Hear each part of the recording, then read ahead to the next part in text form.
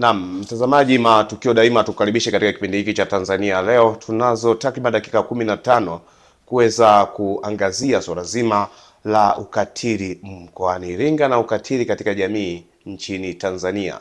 Mimi ni Francis Godwin ndiye ambaye nakuongozea kipindi hiki, lakini ninaye mkurugenzi wa Sauti ya Jamii Jenny Mwalembe. Karibu sana. Asante sana Francis. Ndio.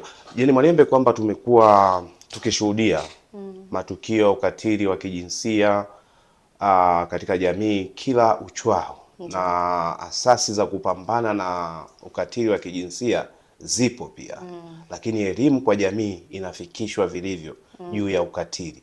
Unafikiri wapi ambapo tunakwama kuhakikisha kwamba ukatili wa kijinsia unapungua ama unamalizika?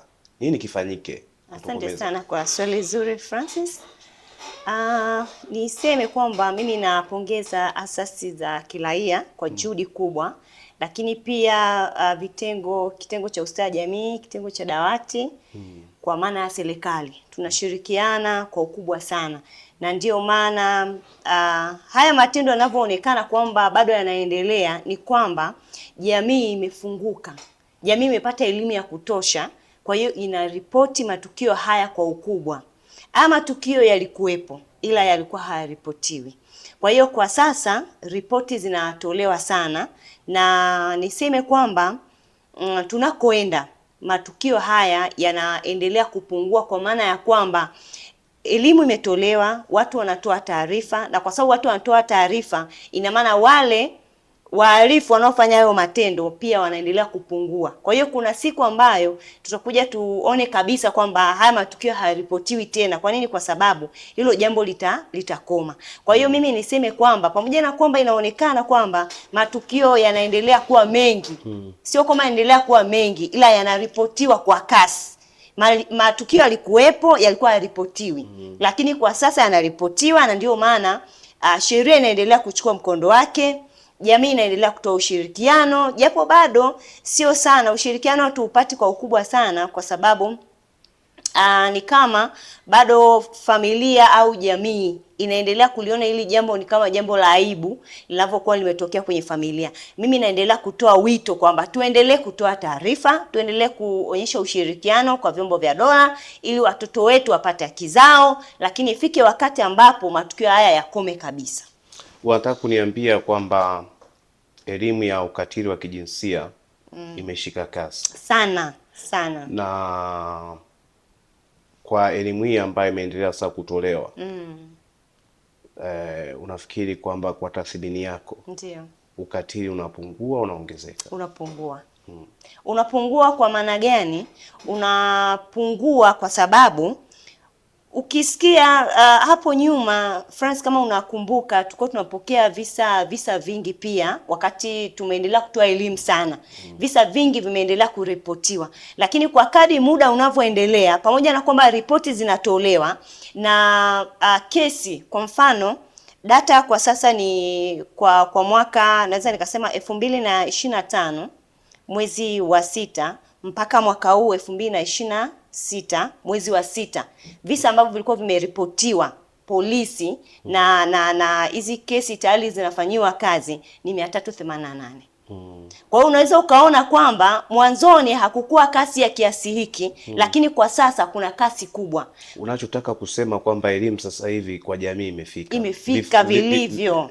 Visa vinaripotiwa vingi. Yaani visa vinaripotiwa vingi, lakini pia tunaona kwamba kesi zinafika mwishoni. Kwa mfano, kuna mtoto ambaye alikuwa amefanyiwa ukatili wa kupigwa sana na baba yake.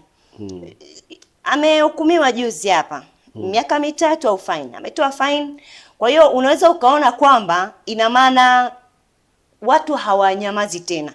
Na unaweza kukuta kwamba mtu hasemi kwenye ile jamii ya mahali pale, anaweza kapiga simu juu. Kwa sababu hiki kisa aliyeibua ni Mheshimiwa RC Heli James. Aliibua mtoto amepigwa, masikio yanavuja damu, yani hasikii tena, yuko kwenye hali ngumu, magoti yameumizwa na nini. Kesi ilisimamiwa na mtoto amepata haki yake. Na unafikiri hii wazazi kupiga watoto kupita kiasi kwamba anamfundisha au ni ukatili? Kwa sababu Nashuhudia zamani hizi adhabu za viboko, adhabu mbalimbali zilikuwepo. Na si wote ambao wanatembea unaona watu wana makovu kwamba yale makovu ya ajali au nini. Unakuta kwamba ni makovu ambayo tokana na vipigo. Kwamba tuanze kufukua makaburi kwa shtaki hao waliotupiga kipindi hicho.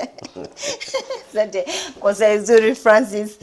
Ni kwamba ni kweli tulipigwa, lakini hatukupigwa kiasi ambacho kwa sasa Francis, tukubaliane kwamba katika utoto kuna vipindi. Na ndio maana mimi mara nyingi napenda kuambia wazazi na walezi tuwe na uvumilivu, tuwavumilie watoto wetu, watakuwa. Kwa sababu hawezi kubaki pale pale. Francis, mimi nyumbani kwangu na mtoto ambaye anapiopia magotini, yani huku, amevunjwa. Ulimpiga mwenyewe? Hapana. Amepigwa na shangazi, baba aishafariki, mama aishafariki. Shangazi yako? Si unajua mimi nalea watoto. Okay, nikajua kwamba unajichongea ukatili ambao umefanya. Kwamba kutembea na pio kwamba unategemea kwamba ni heshima, umefanya ukatili. No, mimi ninaishi na watoto. Ndio. Mimi ni fit person au mlezi wa kuaminika ambaye serikali imeniamini. Ikitokea kuna ukatili wote umefanyika, basi mimi napewa yule mtoto kwa ajili ya kuangalia ustawi wa mtoto. Kwa hiyo kitengo cha ustawi jamii kiniletea mtoto ambaye amevunjwa miguu. Kwa hiyo amefungwa POP. Ukimuuliza mtoto na ukiuliza ile familia ile shangazi kwamba ilikuwaje akampiga mtoto kwa kiasi hicho, anasema dokoa nyama. Wewe Francis, je, dokoa nyama? Mimi nadokoa sana. Inawezekana ila zamani sio sasa hivi. Inawezekana wakati. Sasa hivi nimeacha. Umeona? Sasa huyu shangazi aliyempiga mtoto huyu ambaye amedokoa nyama leo, tukimuuliza yeye, kuna show nyingi sana ambazo alikuwa anazifanya utotoni. Lakini amefika katika umri ule aliofika, amevunjwa miguu. Kwa hiyo amevunjwa mguu kwa sababu ya kudokoa nyama. Ndio. Sio mmoja. Miguu yote miwili. Na sio magotini kwamba labda labda mtoto amelegea sio vyakula vya leo. Hapana. Ni huku kwenye mapaja. Mtoto amevunjwa kabisa. Kwa hiyo ni mtoto wa umri gani? Ni mtoto wa miaka 7. Ni mtoto anatoka wapi? Anatoka hapa Iringa. Ni kata gani hapa? Siwezi kuitaja kata kwa ajili ya usalama wa mtoto. Na hao waliofanya huo ukatili wamekamatwa? Wamekusha kukamatwa, shauri liko linafanyiwa kazi. Kwa hiyo ninaweza nikasema nyakati hizi sijui tuna msongo wa mawazo, sijui ni stress za vikoba na sisi kina mama, au ulevi kupindukia. Mtoto amevunjwa. Kwa hiyo ninaweza nikasema kwamba sisi tuipata adhabu, lakini sio adhabu ambazo wazazi au walezi wa leo wanavyowapa watoto leo. Kwa hiyo mimi nitoe wito kwa jamii kwamba tunapomwadhibu mtoto tukumbuke nyuma kwamba na sisi tuna vituko ambavyo tulivifanya. Tuna utoto tuliutumikia kwenye maisha yetu. Inawezekana kwamba sio kwa staili hii ya mtoto huyu. Kwa mfano huyu ambaye alipigwa masikio akawa yanavuja damu hayasikii, ni kwamba alinunuliwa viatu na baba. Baba anajitafuta. Amenunua viatu, akamwambia hivi viatu sio vya kuchezea mpira. Lakini hajampa mbadala. Yule mtoto mimi nilivyoletewa, nikamwambia hivi viatu sasa ambavyo vilikuwa ni vya shule, vya mpira, kuna njumu hapa lakini kuna viatu vya shule. Umeona njumu uwezi, umeona nani hivi hapa sasa ambavyo baba alikununulia, lakini hivi ambavyo mheshimiwa RC alitoa fedha nikamnunulia viatu, nikamwambia hivi sasa ni vya shule. Umeongea kitu natamani kucheka lakini natamani kujifunza. Naanza kupata Jeni Mwalembe ni wa aina gani? Kutaja njumu. Francis, wenzetu wazungu wana vifaa. Yaani sisi kinachotuponza ni umaskini. Ndio. Wenzetu wazungu wana vifaa. Kwa mfano, mtoto huyu ni mwanasoka kweli ujue. Yaani dogo, unajua afu ni mfupi fupi, unaweza kusema ni mdogo. Lakini kameenda umri kako darasa la 5. Kanapenda mpira. Kanacheza mpira na kuambia mpaka wewe mwenyewe unaenjoy. Kwa sababu pale ninapolea ni karibu na uwanja wa mpira wa shule ya msingi Geleke. Kwa kuna wakati naambia haya wote mpilani. Kwa hiyo nikiwa nawaangalia pale unaona kabisa huyu mtoto ana kitu ndani yake ambacho kitakuja kumtoa kwenye maisha. Inawezekana ni mpira.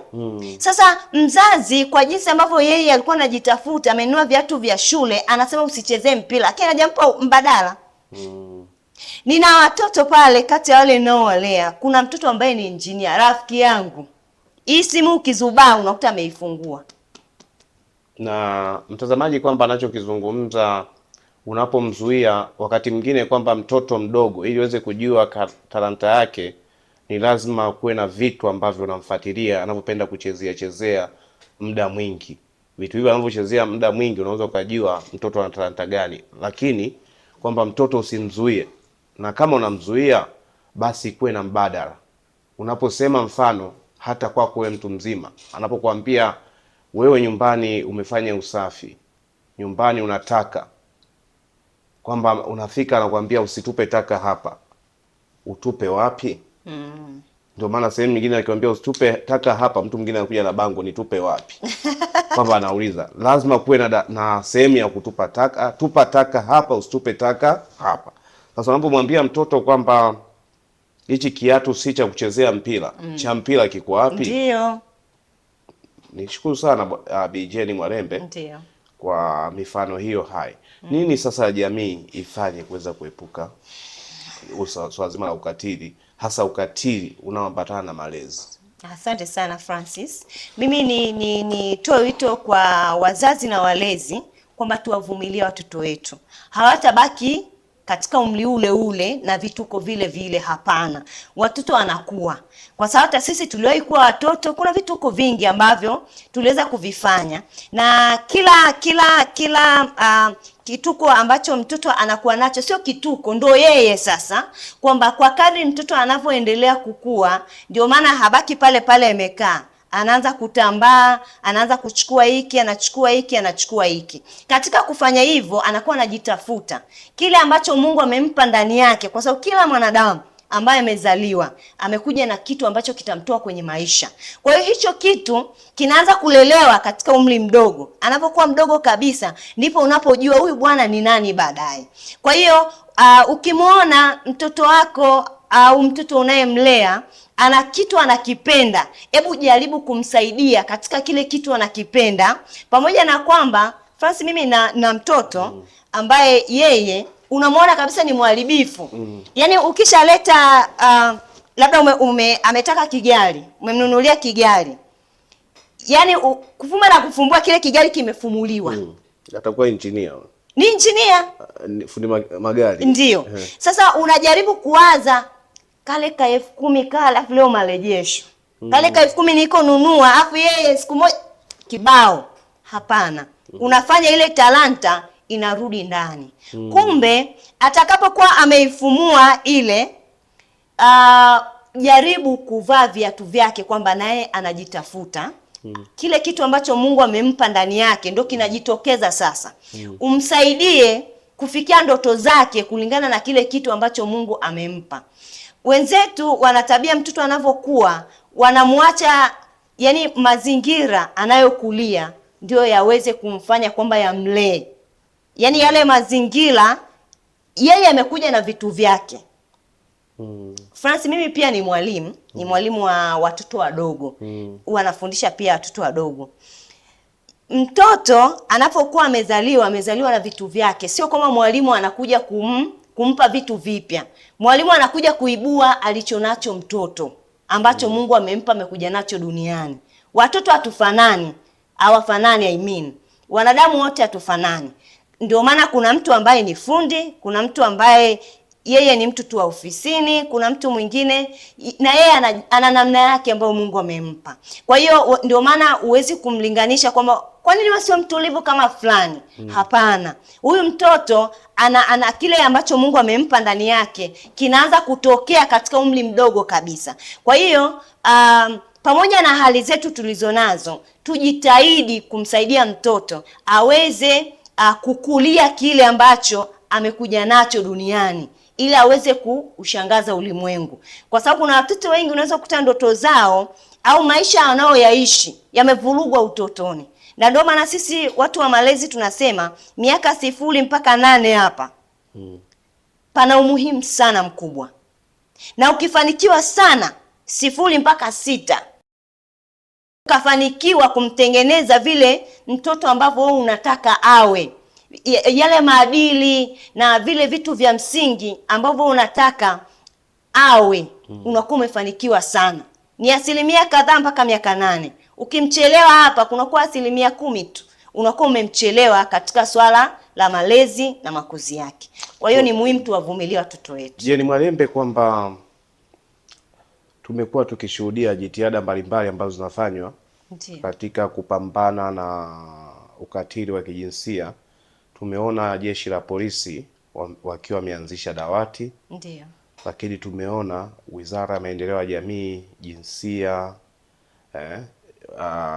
Wizara ya Maendeleo ya Jamii, Jinsia, Wanawake na Makundi Maalum chini ya Waziri Daktari Dorothy Gwajima, namna ambavyo wanapambana kuanzisha majukwaa mbalimbali kwa ajili ya kupinga ukatili. Wewe jitihada hizi unaziona na kama kuzipa viwango ama kuzipa asilimia, ni asilimia ngapi ungeweza kuzitoa? Mimi ninaweza kusema kwamba Daktari Mheshimiwa Waziri Dorothy Gwajima amekuwa mchango mkubwa sana kwenye masuala haya ya mapambano ya ukatili wa kijinsia, na ninaweza nikasema ninampa asilimia nyingi sana.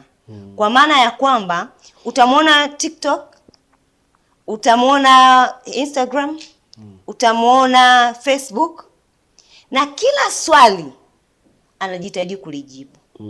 Juhudi zake zimezaa matunda makubwa sana. Sisi tuna nguvu kama asasi za kiraia kwa sababu pia tupo chini ya wizara yake. Miongozo, tunafuata miongozo ambayo ni kazi ya mikono yake na timu yake. Kwa hiyo tunaweza tukasema kwamba ukituona sisi tunakuwa na nguvu na tunaweza kusimama mbele ya jamii, tunaweza tukapambana huku na kule kuhakikisha ulinzi na usalama wa mtoto, ni kwa sababu yeye amesimama na kutusaidia na kutupa miongozo. Kwa hiyo mimi asilimia ninazompa ni nyingi sana, Francis. Okay. Na si kwamba ni wizara mpya, ni wizara ambayo ilikuwepo ukilinganisha na waliopita wakati ukifanya kazi na yeye. Unafikiri kwamba nje ya kwake na mawaziri wapo wengi, ndio nje, ukilinganisha utendaji wake na wengine au wengine wana kipi cha kujifunza kupitia Gwajima? Sala kichokozi hilo, Francis. Ndio anakuambia siku zote bwana, kizuri kinaigwa. Lakini kwamba kushindwa sio ugonjwa. Kushindwa sio ugonjwa. Naweza nikasema haiba ambayo Mungu amempa Mheshimiwa Dorothy Gwajima ni ya aina tofauti. Na tunarudi pale pale kwamba kuna mtu kisaikolojia tunasema kuna sanguine, melancholic, phlegmatic. Kwa hiyo hawa watu hafanani katika utendaji wao wa kazi. Choleric ni mtu ambaye yuko straight.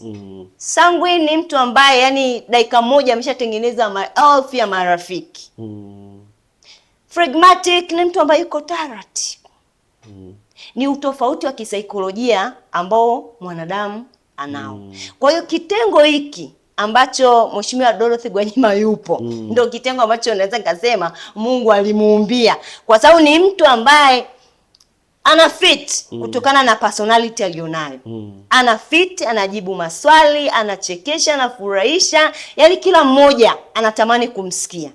Huyu mtu tunaweza tukasema kwamba tofauti, labda tunaweza kusema hayati Magufuli. Yeye hayati Magufuli alikuwa choleric. Yaani hata kama kuna mayai hapa, ana jambo lake, lazima apande afikie.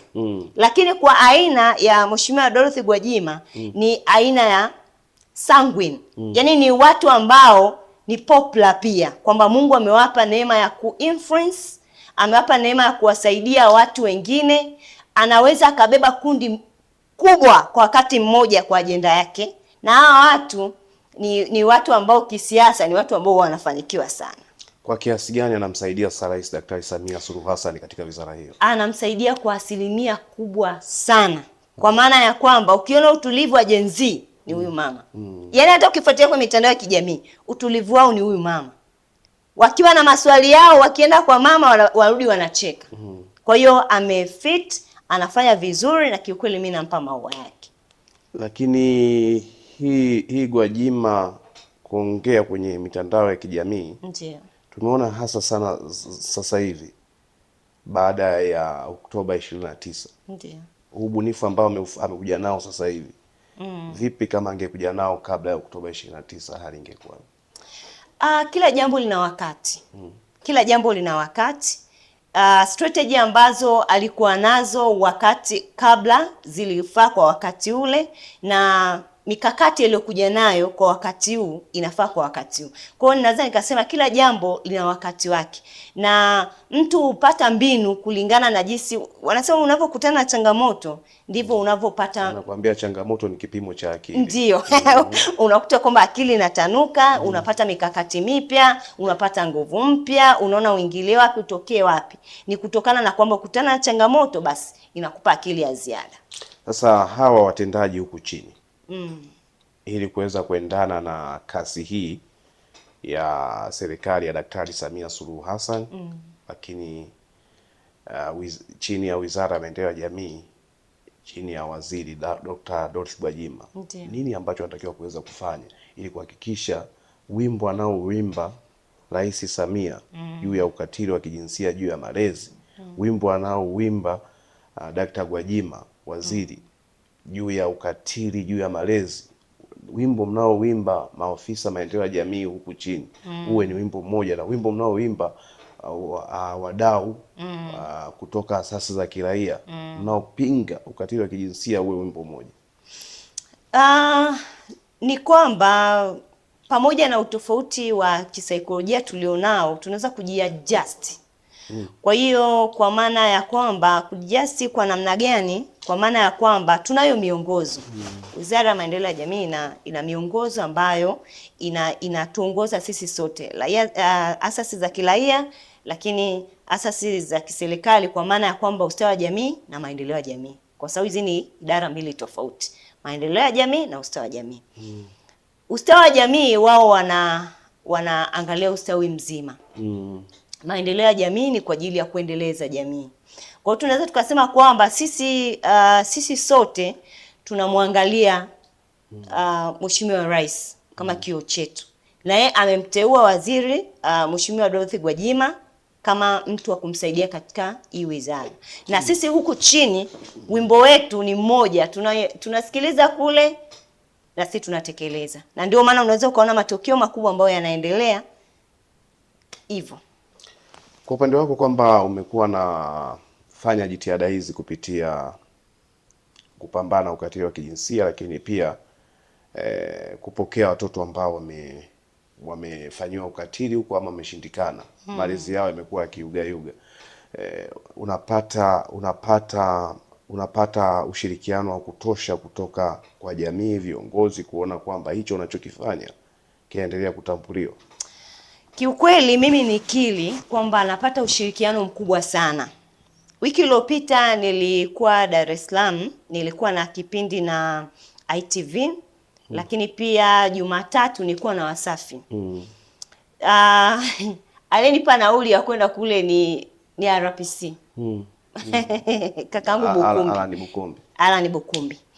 Lakini juzi nimekuwa na kwamba aliyekupa nauli Alani Bukumbi. Ndio.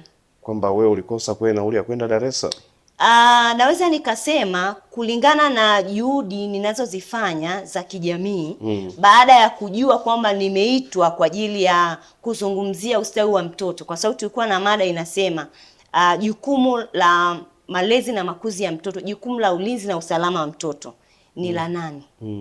Kwa hii inagusa moja kwa moja ofisi yake. Kwa hiyo alipojua kwamba nimeitwa kwa ajili ya kuzungumza masuala haya, na kwa sababu ilitakiwa niwe huwa tunashirikiana kuwa na data, nini kinaendelea, nina mtoto huyu, kesi yake imefikia wapi, nani ameshikia jalada la huyu mtoto, mimi ndio mambo yangu nafuatilia. Kwa hiyo baada ya kujua hivyo, ofisi yake ili ni support. Yani kwamba nenda hapo kwamba alikusupport. Nenda kafanye vema kama ambavyo umeendelea kufanya. Lakini naweza nikasema upande wa ustawi wa jamii. Katika haya mambo unayoyafanya wamekuwa na mchango mkubwa sana, kwa sababu wao ndio wanaonipatia wale watoto.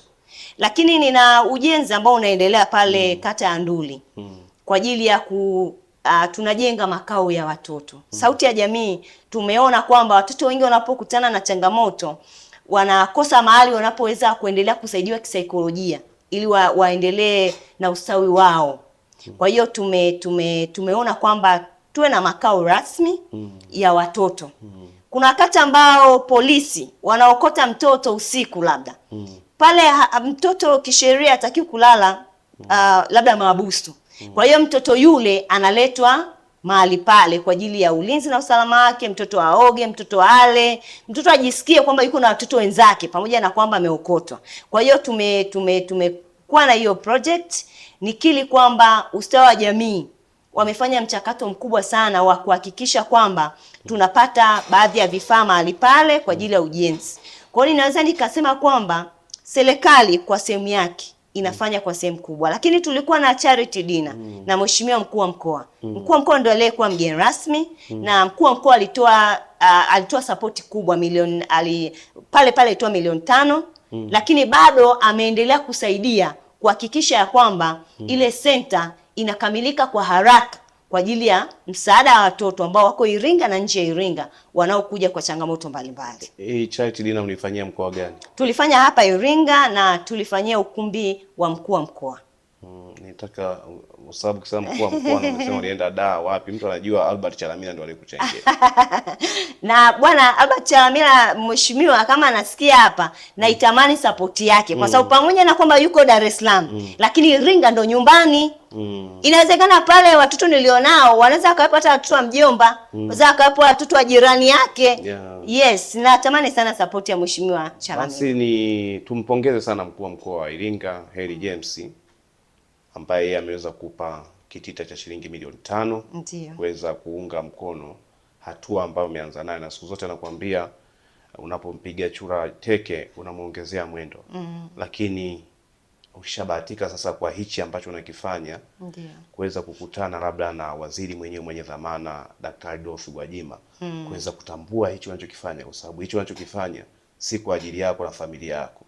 Hicho unachokifanya ni Wizara ya Maendeleo ya Jamii, Jinsia, Wanawake na Makundi Maalum.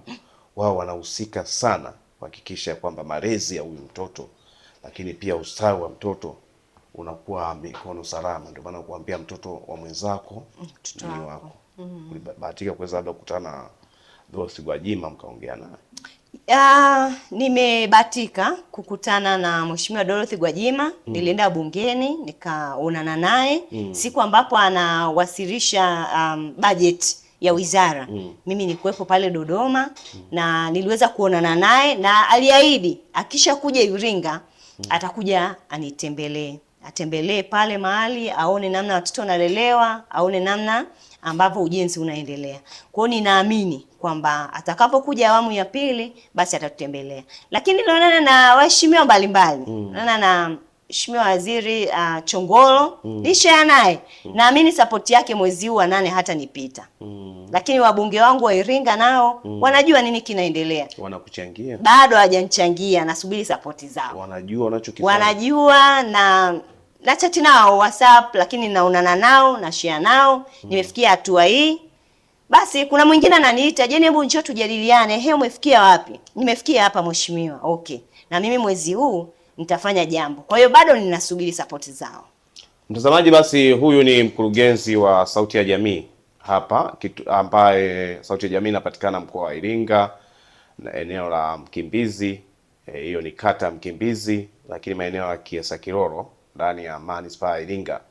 Na kubwa zaidi ambacho wamekuwa wakifanya ni kusaidia hawa watoto ambao wanafanyiwa ukatili, watoto ambao wanatupwa, watoto ambao wanapigwa, watoto ambao hawaivani na familia zao, wao wamekuwa wakiwachukua. Ndio maana anaelezea huyu mtoto ambaye amevunjwa miguu kisa kudokoa nyama, mtoto anaishi naye na bado anahitaji support. Sasa anapoishi naweza nikasema kwamba hiyo ni ghetto tu, haitoshi kuweza kukidhi idadi kubwa ya watoto. Ndio maana wameanzisha ujenzi wa makazi maalum ya watoto hawa. Na ujenzi huo unahitaji pesa. Ni kiasi gani? Milioni 120. Na wewe kwenye account una shilingi ngapi? Na milioni 12. Milioni 120 na milioni 12. Kwa hivi unaona safari kwa kiasi gani bado ni ndefu, na yeye peke yake hataweza. Anahitaji support yenu. Ndio maana wabunge wa mkoa wa Iringa, na si tu wa mkoa wa Iringa, wabunge wote ambao wanaguswa kuchangia. Mimi nitamuomba Mheshimiwa Daktari Dorothy Gwajima aweze kukuunganisha na watu wa Katoro. Kabisa. Au senta tuihamishie Katoro. Yani kwamba hii senta ingekuwa Katoro, watu badala ya kumwaga kwenye harusi, sababu unamwaga pesa nyingi kwenye harusi, mwisho wa siku baada ya siku mbili wanaanza kufanyiana ukatili wa kijinsia. Sasa ili watoto waweze kuishi vizuri, lazima kwamba kuwe na vituo kama hivi. Nyewe fanyeni nani ukatili, lakini mwisho wa siku kwamba watoto waishi salama. Sio ukatili mnaofanyiana nyie, japo hatufurahi sana kuona hata wanandoa mnafanyiana ukatili. Mambo ya kishamba kufanyiana ukatili. Hivi hapa Iringa hakuna watu kama Katoro. Unajua mimi nilikuwa ninaangalia na sema Mungu, hivi jamani, hii neema singekuja Iringa iende kwenye center hii jamani, singeisha. Sidhani kama Iringa kuna Iringa kuna wachimbaji madini kweli? Kuna watu wana madini yao huko wametulia. Wanachimba madini gani? Usikute mchanga. Kwa sababu kama kuna wachimbaji madini kama wale wa Katoro, tungekuwa tunaona mchango wao, kwa sababu ukisema kuna wachimbaji madini maarufu, tunaangaliana pia kwenye michango mbalimbali. Unakuta sasa kama kuna wachimbaji madini, unakuta mchango wa harusi, mchango wa nini, naye anatoa 100,000 kwenye kamati na mimi 100,000. Mimi 150,000 wale sasa mchimbaji hapa. Lazima kwamba wachimbaji madini wao, kama mimi nafikiri kwamba madini wachimbe Katoro tu. Nafikiri Iringa pia tuna Nyakavangala hapa. Nyakavangala wale kwa miaka 10 unaweza kukuta mtu ametoa madini ya shilingi 100,000. Bwana, tuhamishie Katoro. Kwa hivyo mimi nitakutafutia connection na Katoro. Katoro waje, lakini Iringa mimi napapenda. Au nikuunganishe na Mwijaku. Mwijaku Mwijaku kwao ni Katoro. Mwijaku yesi ameenda mwenyewe huko. Kafuata fursa zilipo. Kati ya Mwijaku na Doto Magari. Yoyote anayenifaa wewe nipe. Kwa hivi kwa sababu unashinda unachukua hela yote tu. Wale bwana sio yoyote. Yaani wale bwana shida ni wadau wazuri. Doto Magari na Mwijaku wadau wazuri, lakini matusi. Ukatili wa matusi. Lakini hela haina matusi. Unaiombea. Mimi naomba mdau yoyote. Maadamu kwanza mimi natamani vifaa. Ninamshukuru pia dada yangu Maria Kivelia, ni HR hapa, ni nani? Ni bosi wetu hapa Manispaa Iringa.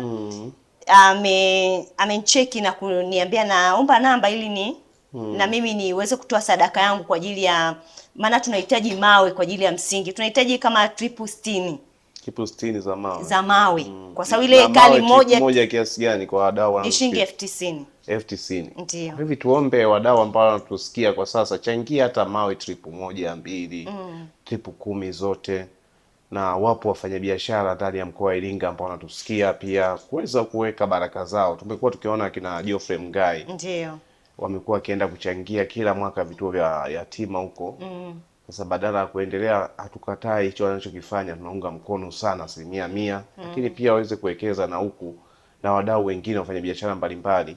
Wakati mwingine kwamba nashindwa kusema mfanyabiashara huyu naelekeza nguvu Katoro, sababu naona Katoro wao wakitoa na mwaga kweli kweli. Sisi Iringa tunamwaga lini? Iringa tuweze kuwekeza pia, lakini zaidi ya yote tuweze kushukuru sana Wizara ya Maendeleo ya Jamii, Jinsia, Wanawake na Makundi Maalum chini ya Daktari Dorothy Gwajima. Nafahamu kwamba kama alisema atakapokuja Iringa atakuja. Ndio. Basi akija anaweza kaja na jopo la watu kwa ajili ya kuweza kuchangia hiyo. Lakini hapa mwisho kabisa, basi watupie akaunti yako ama namba yako ili waweze kuwasiliana na wewe, ili kwa yoyote mwenye chochote aweze kuchangia kwa chochote kile, kwa sababu mwenye 1,000, 2,000, mwenye 100,000, milioni, bilioni, ili kwamba kuweza kuhakikisha kwamba ujenzi unakamilika kwa wakati. Asante sana. Tunayo lipa namba. Asante. Naomba pia HR Maria Kivelia amechangia 500,000 hii. Hapa. Hongera sana. Hapa. Hongera sana. Sio muda alikuwa amesema nimtumie lipa namba. Kwa mimi nimshukuru hadharani. Maria Kivelia ni HR, ni nani? Tunaweza kusema ni mwajiri katika manispaa. Afisa utumishi. Yes, afisa utumishi. Namshukuru sana kwa kweli kwa wazi kabisa. Hapana. Serikali si mwisho wa mwezi wameshatoa muda mrefu tu. Leo tarehe 29. Pamoja na kwamba tarehe 29 mwajiliwa anajua tarehe ya leo anaweza akawa na unga tu nyumbani. Ameshalipa madeni huko. Yaani mshahara wenyewe waajiliwa ushatoka. Ushatoka na ushaisha. Nikajua leo mwisho wa mwezi. Hapana. Basi lakini hongera sana kuweza kutoa hicho, ni kikubwa sana. 500,000. 500 sio mchezo. Kwa mtumishi wa umma. Sio mchezo. Yaani kwenye alipotoa mkuu wa mkoa pale 500,000 yeye amemlipa 500,000. Sasa anatafuta 0.1 tu. Kuweza kufika ile ya mkuu wa mkoa. Nani mwingine atachangia, basi watumie namba hiyo. Na tutaweka utaratibu kwamba kuhakikisha kila baada ya muda unakuja kuwashukuru wale ambao wamekuchangia hapa. Nashukuru sana. Tunalipa namba ya Voda ambayo ni 35 22 07 36. 35 22 07 36. Jina Sauti ya Jamii. Namba yangu ambayo tunaweza tukafanya mawasiliano, unaweza ukawa na simenti, unaweza ukawa na nondo, ni 0764 82 96 12. 0764 82 96 12. Mtazamaji, basi hizo ndizo nambari za kuweza kuwachangia Sauti ya Jamii kuweza kufanikisha ujenzi wa makazi ya watoto wanaofanyiwa ukatili wa kijinsia, ambayo makazi yanajengwa eneo la Nduli ndani ya Manispaa ya Iringa, na takriban zaidi ya milioni 112 zinahitajika ili kuweza kufanikisha ujenzi huu, lakini tunahitaji mchango wako sana kuweza kufanikisha. Ukatili unazuilika, lakini mapambano dhidi ya ukatili yaanze na mimi na wewe. Mtazamaji, basi hadi ufika hapa tunafika mwisho. Nikushukuru sana Bi Jenny Mwalembe. Asante sana Francis Godwin. Basi kwa niaba wote katika kipindi hiki cha Tanzania Leo, mimi ni Francis Godwin. Asante na siku njema. Kwa afya yako na ubora wa maisha yako, unahitaji maji yaliyo safi, salama na yenye ladha halisi ya asili. Karibu utambue ubora wa Sifu Natural Mineral Water, maji ya madini asili yanayotoka kwenye vyanzo salama vya Mafinga, Tanzania, yakichujwa na kuandaliwa kwa viwango vya hali ya juu kabisa vya ubora. Furahia ubaridi wa maji safi kila unapohitaji. Sifu Natural Mineral Water inapatikana katika ukubwa mbalimbali kwa matumizi rahisi na ya uhakika. Chagua maji unayoyaamini, chagua ubora unaostahili, chagua CF Natural Mineral Water. Kwa mawasiliano na kuweka oda, wasiliana nasi kupitia 0762 123 736 au 0769 440 834 au barua pepe cfcompany100@gmail.com. CF Natural Mineral Water, maji yenye madini asili kwa afya na uhai wa kila siku.